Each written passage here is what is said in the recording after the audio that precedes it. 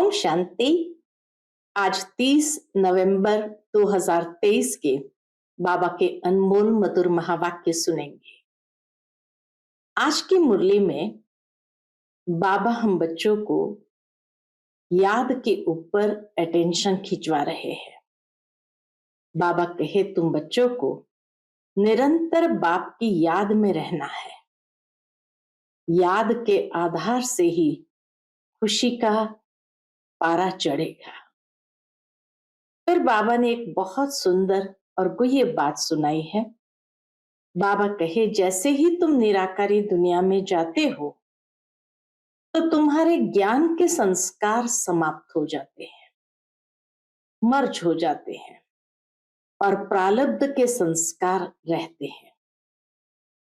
इसीलिए प्रारब्ध के संस्कार के आधार से ही सतयुग त्रेता के अंदर उस प्रारब्ध पद को प्राप्त करते हैं। फिर सारा कल्प वो ज्ञान के संस्कार नहीं रहते। संगम युग में आते ही ज्ञान सागर बाबा से जैसे ही ज्ञान के संस्कार प्राप्त होते हैं तो वो ज्ञान के संस्कार इमर्ज होने लगते हैं। तो इसीलिए बाबा कहे तुम बच्चों को पुरुषार्थ कर अपने प्रारब्ध को बहुत श्रेष्ठ बनाना है। उसमें कभी भी थकावट का अनुभव नहीं करना है। सुनते हैं बाबा के आज के अनमोल मधुर महावाक्य। ओम शांति। मीठे बच्चे, तुम्हें रूहानी पंडा बन यात्रा करनी और करानी है। याद ही तुम्हारी यात्रा है। हमारी यात्रा कोई स्थूल यात्रा नहीं, याद ही हमारी यात्रा है। याद करते रहो तो खुशी का पारा चढ़े। आज की मुरली से प्रश्न है, निराकारी दुनिया में जाते ही कौन से संस्कार समाप्त हो जाते हैं और कौन से संस्कार रह जाते हैं? उत्तर, वहां नॉलेज के संस्कार समाप्त हो जाते हैं, यानी मर्ज हो जाते। प्रारब्ध के संस्कार रह जाते हैं। जिन संस्कारों के आधार पर तुम बच्चे सतयुग में प्रारब्ध भोगते हो, वहां फिर पढ़ाई व पुरुषार्थ का संस्कार नहीं रहता है। प्रारब्ध मिल गई, फिर ज्ञान खत्म हो जाता है, यानी मर्ज हो जाता है पुनः 5000 साल के लिए। आज की मुरली से पहले गीत बजा है, रात के राही थक मत जाना, सुबह की मंजिल दूर नहीं। ओम शांति। यहां सन्मुख शिव भगवान वाच है। गीता में दिखाते हैं श्री कृष्ण भगवान वाच, परंतु श्री कृष्ण तो उस नाम रूप से सन्मुख हो न सके। यह तो सन्मुख कहते हैं निराकार भगवान वाच। श्री कृष्ण वाच कहे तो वह साकार हो जाता है। जो भी वेद शास्त्र आदि सुनाते हैं वह ऐसे नहीं कहेंगे। क्या कहेंगे? वह ऐसे नहीं कहेंगे कि भगवान वाच, क्योंकि वो साधु संत महात्मा आदि सब साकार में बैठे हैं। और फिर बाप कहते हैं, हे रूहानी राही। रूहानी बाप जरूर रूहों को ही कहेंगे कि बच्चे थक मत जाना।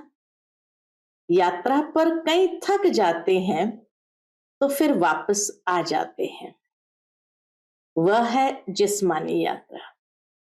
भिन्न भिन्न मंदिरों में जिस्मानी तीर्थ यात्रा करने जाते हैं। कोई शिव के मंदिर में जाते हैं, वहां सब जिस्मानी चित्र रखे हैं भक्ति मार्ग के। यह तो सुप्रीम रूह परम पिता परमात्मा आत्माओं को कहते हैं, हे बच्चे, अब मुझ एक के साथ बुद्धि का योग लगाओ। और ज्ञान भी देते हैं। बाबा कहते हैं मुझ एक के साथ बुद्धि का योग लगाओ और ज्ञान भी देते हैं। तीर्थों पर जाते हैं तो वहां भी ब्राह्मण लोग बैठे हैं, कथा कीर्तन करते हैं। तुम्हारी तो एक ही सत्यनारायण की कथा है, नर से नारायण बनने की। तुम जानते हो, क्या जानते हो? पहले स्वीट होम में जाएंगे, फिर विष्णुपुरी में आएंगे। इस समय तुम हो ब्रह्मापुरी में। इसको पियरघर कहा जाता है। तुमको जेवर आदि कुछ नहीं है, क्योंकि तुम पियर घर में हो। तुम जानते हो ससुर घर में यानी सतयुग में हमको अपार सुख मिलने हैं। यहाँ कलयुगी ससुर घर में तो अपार दुख है। तुमको तो जाना है उस पार सुखधाम में, यहां से ट्रांसफर होना है। बाप सभी को नैनों पर बिठा कर ले जाते हैं। कितना प्यार करते हैं बाबा। बाबा कहे, बाबा सबको नैनों पर बिठा कर ले जाते हैं, दिखाते हैं ना। श्री कृष्ण का बाप उनको टोकरी में बिठाकर उस पार ले गया, तो ये बेहद का बाप तुम बच्चों को उस पार ससुर घर में ले जाते हैं। पहले अपने निराकारी घर में ले जाएंगे। सबसे पहले तो अपने घर निराकारी दुनिया में ले जाएंगे, फिर ससुर घर भेज देंगे। तो वहां ये सब पियर घर ससुर घर की बातें भूल जाएगी। परमधाम जाते ही सारी बातें बुद्धि से भूल जाएगी। वह है निराकारी पियर घर। वहां ये नॉलेज भूल जाती है, नॉलेज के संस्कार निकल जाते हैं, बाकी प्रारब्ध के संस्कार रह जाते हैं। फिर तुम बच्चों को प्रारब्ध ही ध्यान में रहती है। प्रारब्ध अनुसार जाकर सुख के जन्म लेंगे, प्रारब्ध अनुसार ही जाकर सुख के जन्म लेंगे। सुखधाम जाना है, प्रारब्ध मिल गई, फिर ज्ञान खत्म। तुम जानते हो प्रारब्ध में हमारी फिर वही एक्ट चलेगी, कल्प पहले वाली ही एक्ट चलेगी। तुम्हारे संस्कार ही प्रारब्ध के हो जाएंगे। अभी है पुरुषार्थ के संस्कार। ऐसे नहीं कि पुरुषार्थ और प्रारब्ध दोनों संस्कार वहां रहेंगे, नहीं, वहां यह ज्ञान नहीं रहता। तो यह तुम्हारी रूहानी यात्रा है, तुम्हारा चीफ पंडा है बाप।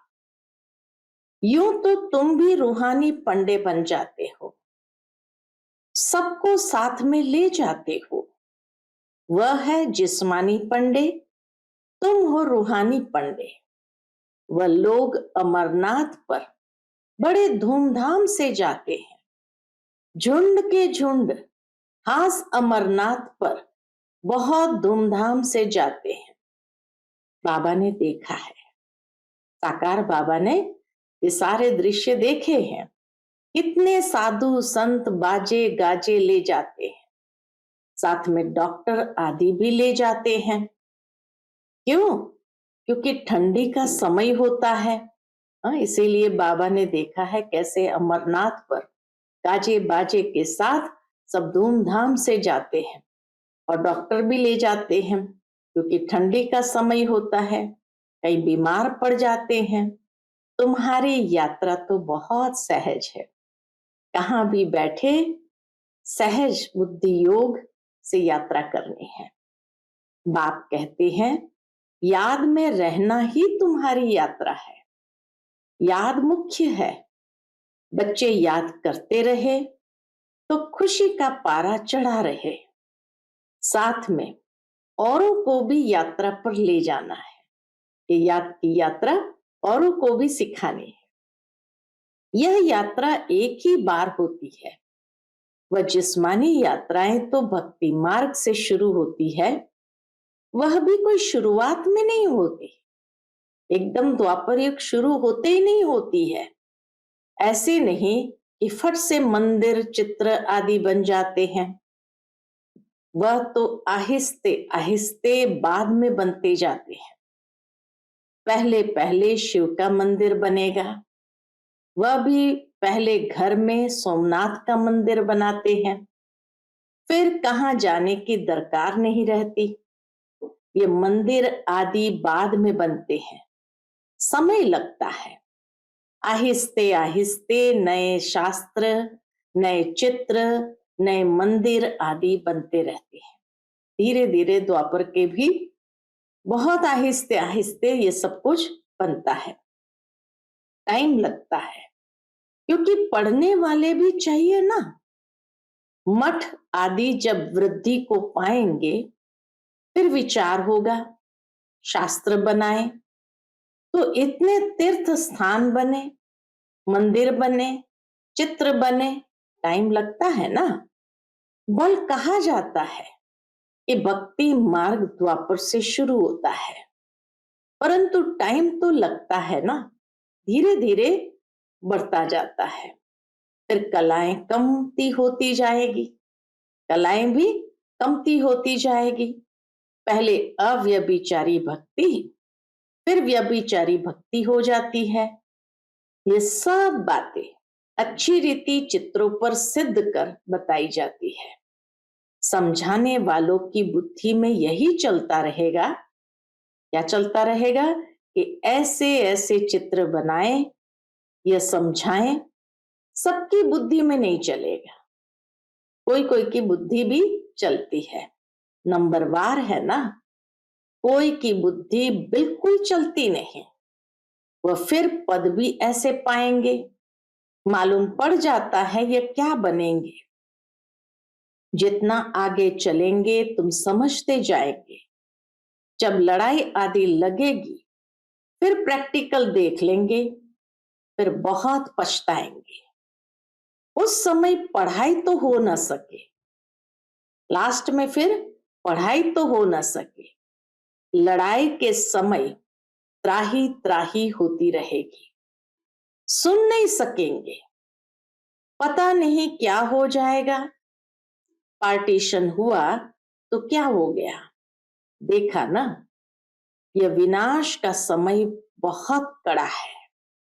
बाबा बच्चों को सावधान करते हैं कि बच्चे इसको हल्के में नहीं लेना, ये विनाश का समय बहुत कड़ा है, उसको देखने के लिए हिम्मत चाहिए। तो अभी से अपने अंदर वो शक्ति बाबा से लेकर भरनी है। हाँ, बाकी साक्षात्कार आदि बहुत होंगे, जिससे जान जाएंगे ये कितना पढ़ा है। बहुत पछताएंगे भी और साक्षात्कार होंगे। देखो तुमने पढ़ाई छोड़ दी, अब ये हाल हुआ है। धर्मराज साक्षात्कार कराने सिवाय सजाएं कैसे देंगे? सब साक्षात्कार कराएंगे, फिर उस समय कर कुछ नहीं सकेंगे। कहेंगे, क्या कहेंगे? हाय तकदीर, तदबीर का समय तो गया, यानी पुरुषार्थ का समय तो गया। तो बाप कहते हैं क्यों नहीं अभी पुरुषार्थ करते हो? सर्विस से ही दिल पर चढ़ेंगे। बाप कहेंगे ये बच्चे अच्छी सर्विस करते हैं। मिलिट्री का कोई मरता है तो उनके मित्र संबंधी आदि को भी इनाम देते हैं, अवार्ड मिलता है। यहाँ तुमको इनाम देने वाला है बेहद का बाप। बाप से भविष्य 21 जन्म के लिए इनाम मिलता है। यह तो हर एक को अपने दिल पर हाथ रख पूछना है कि मैं कितना पढ़ता हूं। धारणा नहीं होती तो गोया तकदीर में नहीं है। कहेंगे कर्म ही ऐसे फूटे हुए हैं। बहुत खराब कर्म करने वाले कुछ उठा नहीं सकते। अगर ज्ञान की धारणा नहीं होती, याद की यात्रा पर नहीं रह सकते, तो जरूर कहीं न कहीं पिछला कर्म जैसे बहुत विघ्न रूप बन रहे हैं। बाप समझाते हैं, मीठे बच्चे, तुम्हें इस रूहानी यात्रा पर अपने साथियों को भी ले जाना है। फर्ज है हर एक को ये यात्रा की बात बताना। बोलो, हमारी ये रूहानी यात्रा है, वह है जिस्मानी। दिखाते हैं रंगून की तरफ एक छमछम तालाब है। जो बर्मा में अभी आ गया, वो रंगून की तरफ एक छमछम तालाब है, जहां स्नान करने से परी बन जाते हैं। लेकिन वह परी आदि तो बनते नहीं। यह है ज्ञान स्नान करने की बात। यह है ज्ञान स्नान करने की बात, जिससे फिर तुम बहिष्ठ की बीवी बन जाते हो। ज्ञान स्नान करने से बहिष्ठ की बीवी बन जाते हो और ज्ञान योग बल से वैकुंठ में आना जाना तो तुम्हारे लिए कॉमन बात है। ज्ञान और योग बल से यानी बुद्धि के याद के बल से वैकुंठ में आना जाना, बाबा कहे, तुम्हारे लिए कॉमन बात है। और ये तुमको रोका जाता है, घड़ी घड़ी ध्यान में नहीं जाओ, आदत पड़ जाएगी। तो यह ज्ञान मान सरोवर है। परमपिता परमात्मा आकर इस मनुष्य तन द्वारा ज्ञान सुनाते हैं, इसलिए इनको मान सरोवर कहा जाता है। मान सरोवर अक्षर सागर से निकला है। ज्ञान सागर में ज्ञान स्नान करना तो बहुत अच्छा है। बाबा कहे, ज्ञान सागर में ज्ञान स्नान करना तो बहुत अच्छा है। बहिष्ठ की बीबी को महारानी कहा जाता है। बाप कहेंगे, तुम भी बहिष्ठ के मालिक बनो। बच्चों पर लव रहता है, हर एक पर रहम पड़ता है, साधुओं पर भी रहम आता है। बाबा को तो हर एक के ऊपर कितना रहम आता है, साधुओं पर भी रहम आता है। यह तो गीता में लिखा हुआ है कि साधुओं का भी उद्धार करते हैं। उद्धार होता है इससे, उद्धार होता है ज्ञान योग से। तुम बच्चों में समझाने की बड़ी फुर्ती चाहिए। बोलो, तुम और तो सब जानते हो, लेकिन छाछ जानते हो। कल परसों की मुरली में भी बाबा ने कहा था, ज्ञान है मक्खन, बाकी छाछ। तो बाबा कहे, तुम युक्ति से उनको बोलो, तुम और तो सब जानते हो, लेकिन छाछ जानते हो, बाकी मक्खन खिलाने वाले को तुम जानते ही नहीं।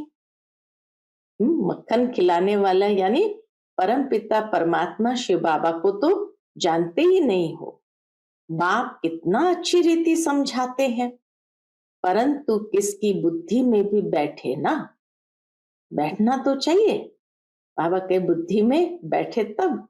बाप को जानने से मनुष्य हीरे जैसे बनते हैं और न जानने से मनुष्य कौड़ी मिसल, बिल्कुल पतित। बाप को जानने से ही पावन बनेंगे, बाप को जानने से ही पावन बनते हैं। पतित दुनिया में कोई पावन हो न सके। तो जो महारथी बच्चे हैं वह अच्छी रीति समझा सकेंगे। कितने ढेर ब्रह्मा कुमार कुमारियां हैं, प्रजापिता ब्रह्मा नाम भी मशहूर है। प्रजापिता ब्रह्मा के यह है मुख वंशावली। ब्रह्मा को ही 100 भुजा 1000 भुजा दिखाते हैं। यह भी समझाया जाता है कि इतनी भुजाएं तो हो नहीं सकती, बाकी ब्रह्मा तो बहुत बछड़े वाला है। ब्रह्मा तो बहुत बछड़े वाला है। ब्रह्मा फिर किसका बच्चा? इनका तो बाप है ना। ब्रह्मा है शिव बाबा का बच्चा। इनका और कौन बाप हो सकता? मनुष्य तो कोई हो नहीं सकता। ब्रह्मा का बाप कोई मनुष्य तो हो नहीं सकता। ब्रह्मा विष्णु शंकर गाए जाते हैं सूक्ष्म वतन के, वह तो यहां आ न सके। प्रजापिता ब्रह्मा तो जरूर यहाँ होगा ना, सूक्ष्म वतन में तो प्रजा नहीं रचेंगे। तो परम पिता परमात्मा आकर इस ब्रह्मा मुख द्वारा शक्ति सेना रचते हैं। पहले पहले परिचय देना है, हम ब्रह्मा मुख वंशावली है। तुम भी ब्रह्मा के बच्चे हो ना। प्रजापिता ब्रह्मा है सबका बाप, फिर उनसे और बिरादरियां निकलती है, नाम बदलते जाते हैं। अब तुम ब्राह्मण हो। प्रैक्टिकल में देखो, प्रजापिता ब्रह्मा की कितनी औलाद है, कितने संतान है। जरूर औलाद को वर्षा मिलता होगा। ब्रह्मा के पास तो कोई प्रॉपर्टी है नहीं, प्रॉपर्टी है शिव बाबा के पास। ब्रह्मा वल्द शिव, बेहद के बाप से ही वर्षा मिलता है। ब्रह्मा द्वारा शिव बाबा बैठ पढ़ाते हैं। हमको दादे का वर्षा मिलता है। बाबा समझाते तो बहुत है, परंतु योग नहीं। कायदे पर नहीं चलते तो बाप भी क्या करे। बाप कहते हैं इनकी तकदीर। अगर बाबा से पूछे तो बाबा बता सकते हैं इस हालत में तुम्हारा क्या पद होगा। दिल भी गवाही देता है, मैं कितनी सर्विस करता हूं, श्रीमत पर कहां तक चलता हूं। श्रीमत कहती है मन मना भव। सबको बाप और वर्षे का परिचय देते रहते हैं, ढिंडोरा भी पीटते रहते हैं। बाबा इशारा देते हैं। क्या इशारा देते रहते हैं? तुम्हें गवर्नमेंट को भी समझाना है, जो वह भी समझे बरोबर भारत की ताकत ही चली गई है। परमपिता परमात्मा सर्वशक्तिमान से योग ही नहीं है। इनसे तुम योग लगाते हो तो एकदम विश्व के मालिक बनते हो।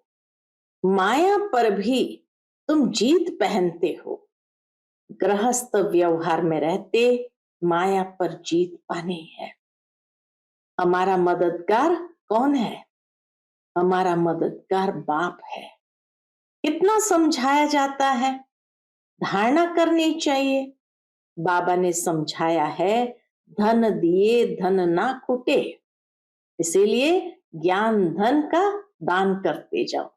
सर्विस करेंगे तब बाबा के दिल पर चढ़ सकेंगे, नहीं तो इम्पॉसिबल है। इसका मतलब ये नहीं कि बाबा प्यार नहीं करते। बाबा प्यार सर्विसेबल को करेंगे। बाबा प्यार सर्विसेबल को करेंगे। मेहनत करनी चाहिए। सबको यात्रा लायक बनाते हैं।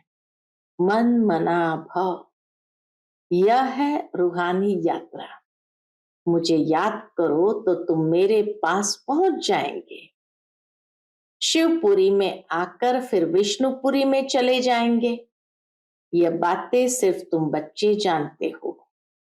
कोई और मन मना भाव का अर्थ समझते नहीं। पढ़ते तो बहुत है। बाप महामंत्र देते हैं, मुझे याद करो तो तुम विक्रमाजीत बन जाएंगे। अच्छा, तो बाबा को याद करो। याद के ऊपर ही बाबा ने आज विशेष अटेंशन खिंचवाया। अच्छा, मीठे मीठे सिकिलते बच्चों प्रति माता पिता बाप दादा का याद प्यार और गुड मॉर्निंग। रूहानी बाप की रूहानी बच्चों को नमस्ते। हम सभी रूहानी बच्चों की रूहानी माता पिता बाप दादा को याद प्यार, गुड मॉर्निंग और नमस्ते नमस्ते। शुक्रिया बाबा, शुक्रिया। आज की मुरली से धारणा के लिए मुख्य सार है। पहली पॉइंट, ज्ञान स्नान करना है। प्यार से सर्विस कर बाप के दिल तख्त पर बैठना है। पुरुषार्थ के समय में अलबेला नहीं बनना है। दूसरी पॉइंट, बाप की पलकों पर बैठ कलयुगी दुखधाम से सुखधाम चलना है। इसलिए अपना सब कुछ ट्रांसफर कर देना है। आज का बाप दादा का मधुर वरदान है हम बच्चों प्रति जीवन में दिव्य गुणों के फूलों की फुलवाड़ी द्वारा खुशहाली का अनुभव करने वाले एवर हैप्पी भव। जीवन में दिव्य गुणों के फूलों की फुलवाड़ी द्वारा खुशहाली का अनुभव करने वाले एवर हैप्पी भव। सदा खुशहाल अर्थात भरपूर, संपन्न। पहले कांटों के जंगल में जीवन थी, अभी फूलों की खुशहाली में आ गए। सदा जीवन में दिव्य गुणों के फूलों की फुलवाड़ी लगी हुई है, इसलिए जो भी आपके संपर्क में आएगा उसे दिव्य गुणों के फूलों की खुशबू आती रहेगी और खुशहाली देख करके खुश होंगे, शक्ति का अनुभव करेंगे। खुशहाली औरों को भी शक्तिशाली बनाती और खुशी में लाती है, इसलिए आप कहते हो कि हम एवर हैप्पी है। आज का स्लोगन है, मास्टर सर्वशक्तिमान वह है जो माया के बुदबुदे से डरने के बजाय उनसे खेलने वाले हैं। मास्टर सर्वशक्तिमान वह है जो माया के बुदबुदों से डरने के बजाय उनसे खेलने वाले हैं। जरूर है, जहां सर्वशक्तिमान बाबा की शक्ति होगी तो माया जैसे छोटे छोटे बुदबुदे के समान महसूस होगी और उन बुदबुदों से डरने का नहीं होता है। लेकिन जैसे बच्चे बुदबुदों से खेलते हैं, ऐसे बाबा कहे माया से भी खेल खेलो, डरो नहीं। सर्वशक्तिमान बाबा का साथ सदा है ही है। इस विश्वास के साथ आगे बढ़ते चलो और माया कुछ भी नहीं कर सकेगी, क्योंकि जहां सर्वशक्तिमान की छत्र छाया है वहां माया प्रवेश भी नहीं कर सकती है। अच्छा, Om Shanti. Piece of mind channel को लाइक करें, सब्सक्राइब करें और हमारी लेटेस्ट वीडियोस देखने के लिए बेल आइकन को प्रेस करें।